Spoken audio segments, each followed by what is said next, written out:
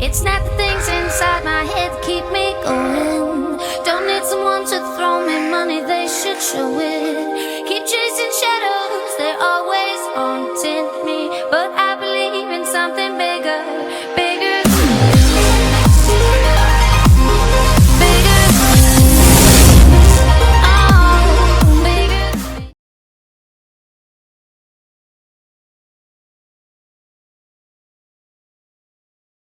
Alright, what's up guys? So for today's workout we're going to be doing arms. Now normally when I hit arms I'll usually do biceps and triceps superset, but for today's purpose I've been looking at my arms in the mirror and I've just been thinking, you know what, my tricep, which I don't normally lack size on, could be a little bit rounder and a little bit fuller. So I've decided to put that part of the workout first, and then I'm going to do my biceps at the second half of my workout. So I'm going to do about 3 or 4 different exercises with triceps, maybe superset a couple, and then do some heavy pressing at the end, and then do the same thing for biceps, but just splitting them up, taking my time. And when I'm picking the exercises, I'm specifically choosing exercises to target certain areas of my triceps. So for instance, when I begin my workout, I usually use cable work. That gets the elbows warmed up. It generally hits from the top to the bottom, left to right, depending on where you pull the rope or pull the handle. Then when you do something like a bench press or a dip, that's going to hit more of the mass. So not really the corners of the triceps, yeah? It's more of a mass builder. Then when you do specific things like one arm, overheads, kickbacks, you're really looking to work that long head, yeah? The tricep drop, the belly of the tricep. So each thing that I do today, I'm going to specifically explain what area of the tricep we're targeting and how many reps that you should be looking for, and where your mindset should be in terms of how far beyond failure should you be going. So in something like a cable, should you be going like 6 reps and then just dropping it? Or should you be going for like 15 and like really feeling the squeeze and feeling the contraction and the blood secreting into the muscle? As opposed to something like your dip, would you go for heavy, just 6 and then chuck it down? Or would you still try and get 15? The answer to that one is actually you would try and go for like 6 because it's a mass building exercise. You don't need to feel the muscle squeeze. It's a mid-range movement. You just want to load the muscle up with as much weight as possible and build the weight up until you fatigue. And then you move into something more isolated towards the end of the workout. So that's what we're going to do today. Alright, that's where we're at after the first couple of warm-up sets. So now we're going to get into doing our first working set. So as I explained, first superset will be a tricep pushdown, superset with the rope. Now the tricep pushdown, when I come up with the bar, I'm making sure that my hands are slightly on the inside of my elbows, which allows my elbows to go slightly to the outside as I draw backwards, yeah? Now the bar's going to come straight up and down. It's not going to go out in front of my body like that, okay? Let your elbows get pushed back, almost like you're doing a bench press, and flare them out to the sides a little bit, because that way you can help utilize the push through this side part of the tricep, not just this long head. You don't want to just do that and isolate just one section of your tricep. So watch this. Drag it up nice and slow towards your chest. Pause, feel the squeeze, push back down and hold it at the very bottom. Draw it up, hold, squeeze.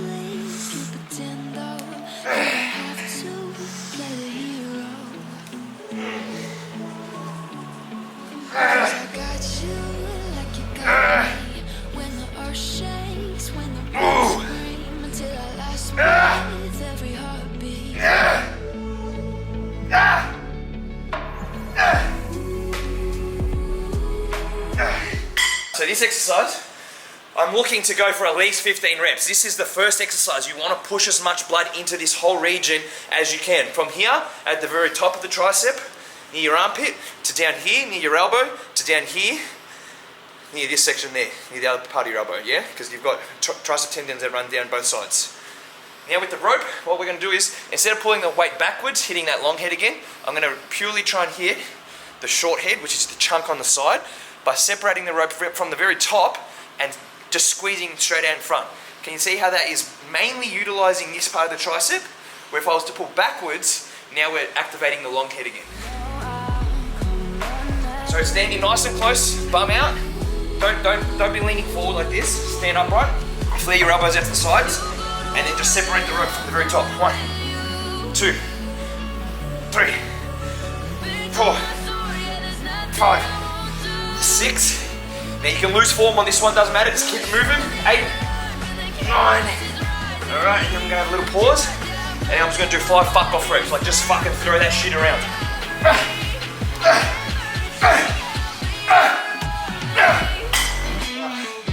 So that's the superset. We're gonna do about 4 sets of that, just slowly increasing the weight each set. And then by the time we end up doing 4 sets on that, we should have a pretty good pump from here all the way through to the elbow. And then when we move into doing our presses, it doesn't really matter where the blood is because we've already targeted all the specific areas and corners that we wanted to. That's how you get development. Alright? Development. Alright guys, so we're just about to move into doing our very last set on this superset. So progressively gotten heavier and heavier. I'm shooting for around 10 reps on the full stack now, but still maintaining good form, yeah? If you can't do this with strict form, then you either got to do your force reps at the end, or you got to move on to the superset. Don't hurt yourself in the very first exercise by just trying to go heavier and heavier into doing something that you can't actually manage. So I've done this way before, so I know I can handle it pretty good. Nightmares turn to real life, and the grass filled up with landmines. We will face it, standing side by side. You know I'll come running when you need. I'm coming. You know I'll come running. You go to war, then I'm going with you. This way you stay the same.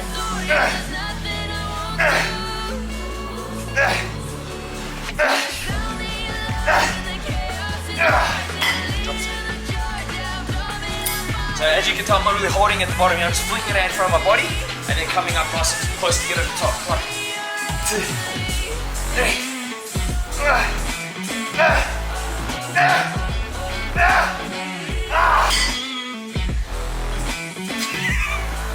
Is that what you want? Alright. As you can see, this very top corner is where I'm trying to put a lot of the tension. That's why my elbows are going backwards as I draw that bar up to do the push down. I'm trying to push all that weight into the back of the tricep in the corner, so when my arm's relaxed, you got that nice thick chunky look to it. And then you slap some reed out on top of that, bang, you're laughing. Alright guys, so we're doing a weighted dip now. This is the #1 mass building exercise for building up your triceps. Reason being, no movement, not even a close grip bench press, which is a very good mass building exercise, hits your triceps like this. Your elbows are coming backwards behind you, stretching your tricep over your shoulder joint in an angle that no other exercise can do. When you're doing a bench press, it's similar. The elbows are going past your rib cage, but they stop there as the bar hits your chest, and then you lock back out. As you draw your elbow backwards, can you see how much your tricep is stretching over the top of the shoulder joint? Then when you lock back out, bang, and hold it, all that pressure gets diverted to the very top, and then when you're nice and relaxed, you get that nice thick chunk. So I like to do it with the weights. I've been doing this for quite a few years though, so I had to obviously build up from body weight to like 5 kilos to 10 kilos. Now I can strap on a couple of 20s. But your rep range can start at anywhere from like 10 to 15, and you can work that down to like 6, 7, 8 reps, even less if you want. Just go for those heavy presses, but just keep your body upright, arms locked out straight.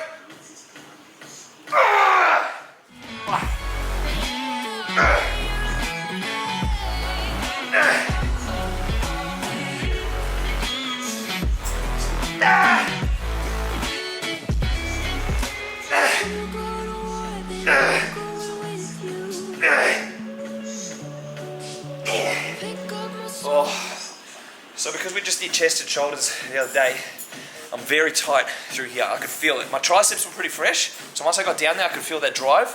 But just in the first set, if you're tight from other workouts, so make sure you just take it a little bit easier, or your collarbone might pop off and fucking end up in the next room. Pop off, pop off.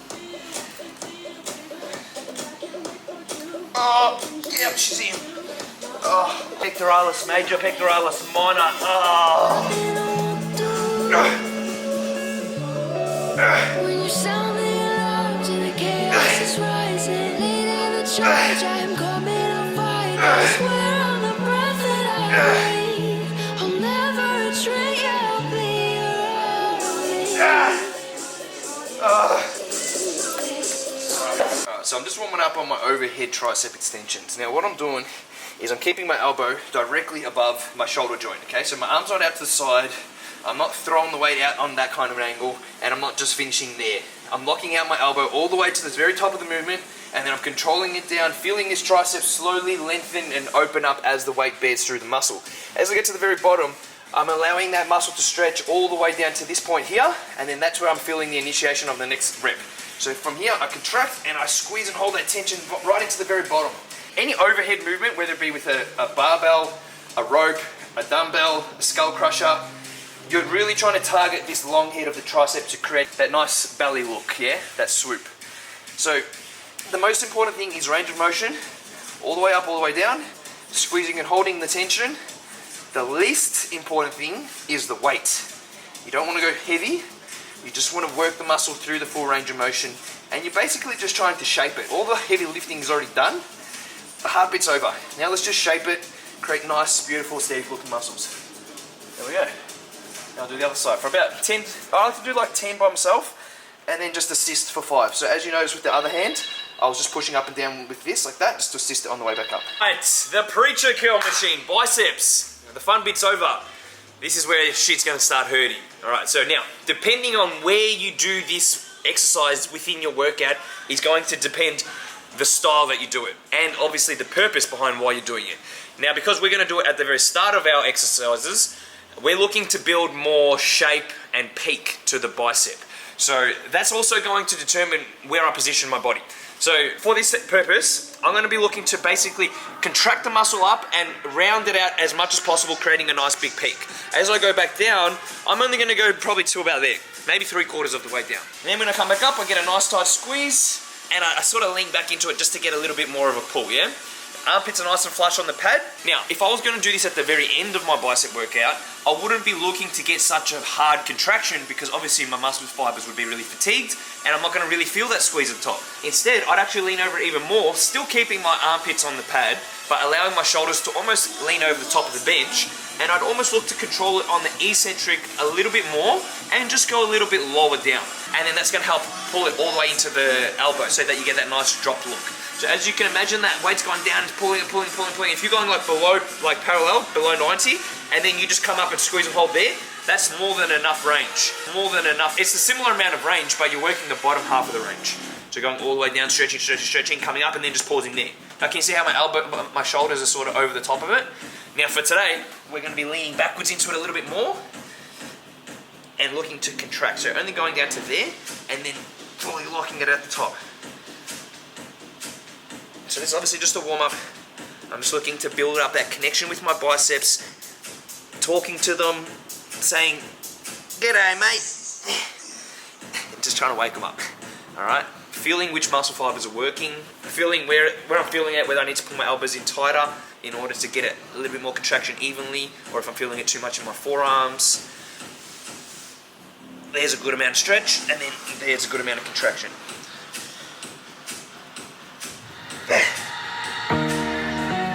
Alright, that'll do. Go ahead.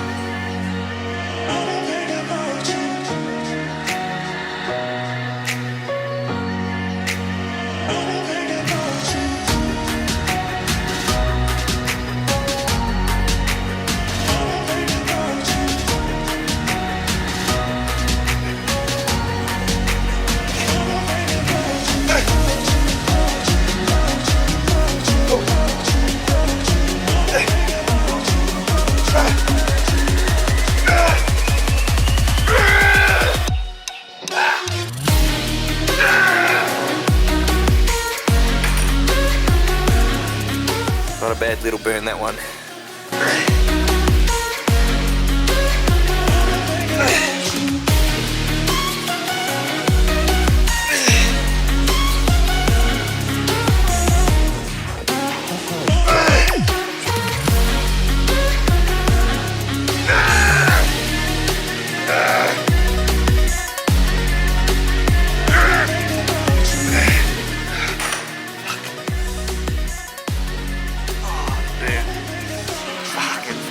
Popped off there. Alright, so after wrapping up 4 sets on that, moving into doing some dumbbell work now. So I'm going to do something in a seated position and with my elbows pinned back. So allowing the elbows to drop straight back by my hips, and then squeezing and holding there, not raising all the way up to there, yeah? So just to there, hold, and then control it down, twisting it back.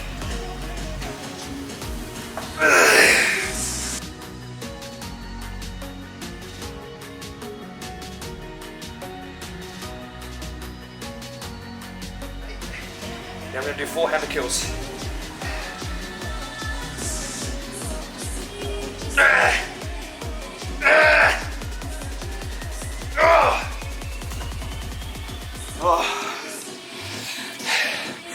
And that's one round. So we'll do 4 of those.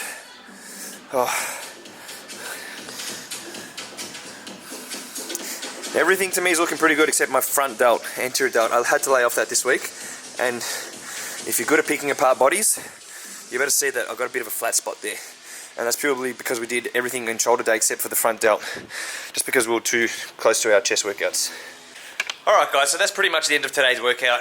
If I'm going to give you some take-home tips from this workout, what I want you to think about doing is planning your workouts carefully. Structuring it so that you choose and position your exercises that you're going to do in the workout specifically for your body and the areas of your body, say arms, that you want to improve on. So for me, like I said, I wanted to bring up my triceps, so I did them first. I did them separately from biceps. I wanted to bring up the top corner of my tricep where the tricep ties into the back of the rear delt. So that means I wanted to do a little bit more of the dips and overhead movements. If I wanted to build up the area near my elbow where it inserts through the arm, then I'd be doing stuff more holding the bar out in front. So you have to know the purpose as to why you're choosing the exercises that you're choosing and where to position them, or maybe what to superset it with, just so that you can feel a nice deep burn through the long range of motion or really hard contractions, and then playing around with different weights as well. So you might want to do one exercise which is really heavy, superset with another exercise that targets the same area, but it's a little bit lighter and allows you to stretch it through a greater range of motion. So just remember, greater range of motion, building up the weight over your sets, and also building up the resistance through that greater range of motion. So they're the 3 things that you have to sort of combine into one big set. So come the last set, that's going to be your ultimate set. Other than that, that's pretty much it. I will continue filming today, but I was just going to film this workout and post this workout regardless. So I'm going to go to Woolworths right now and buy some chicken. I'm feeling like pasta, man. I've been eating fucking rice and mince and tuna and rice for like at least a month now, 4 or 5 times a day. My arm's getting tired from holding this camera up. Yeah. You basically cover the broccoli and that's enough, and then you put the pasta in, let it cook with the broccoli, and then you know, put it in a plate with parmesan cheese, I guess. Okay, make a funny face.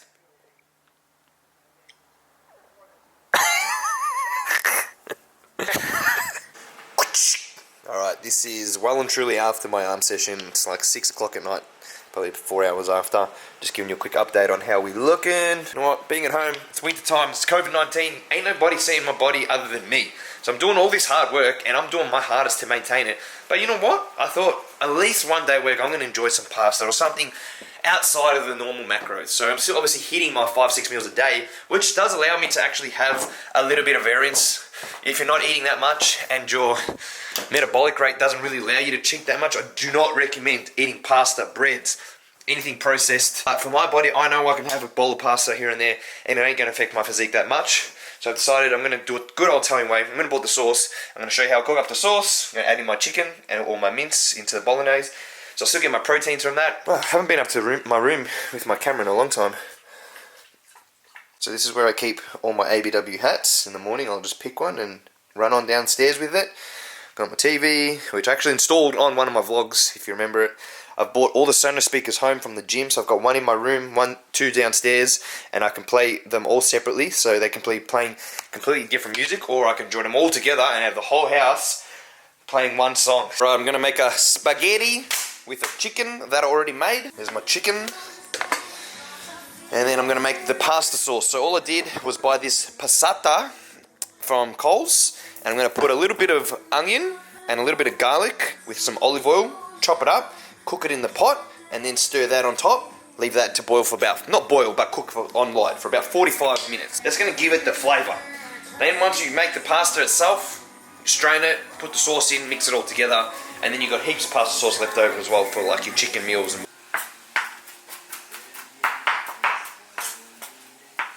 Alright, so first in the pot, put a little bit of olive oil, a little bit, as they say, a little bit of the onion,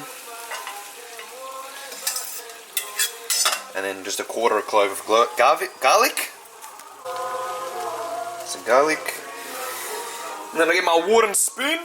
Once that starts to like sizzle a little bit, then I'll just put the pasta sauce on top, let that boil or just cook for about 45 minutes. Alright, that's all ready to go.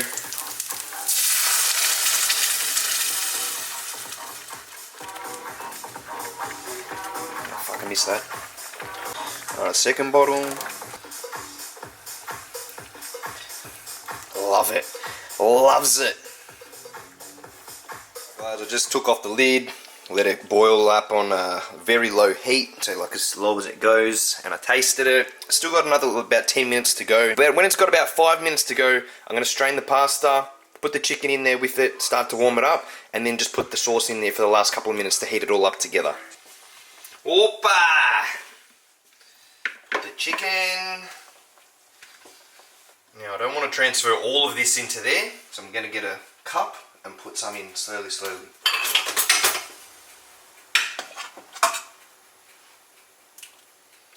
Just enough for what I need for tonight, and then the rest of it I'll leave it for my chicken and rice to that tomorrow. That just about does it.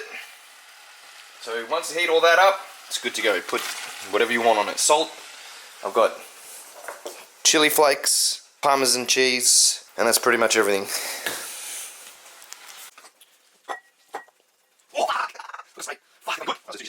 Easy. Go hard, go hard, go hard. More. Done. Yeah! Boom! There we go. Pasta and chicken with Parmesan cheese. Off to watch the new Jordan series on Netflix. It's what's it called? It's a Netflix original. I know it's fucking good though. I just started episode 1, so I'm gonna go sit down on the couch, enjoy this, and then see where the night takes us. Take it all back, hate the things that you said, cause I wish you didn't mean it. I'm under attack, running far away, and I'd rather keep my distance from you. You don't got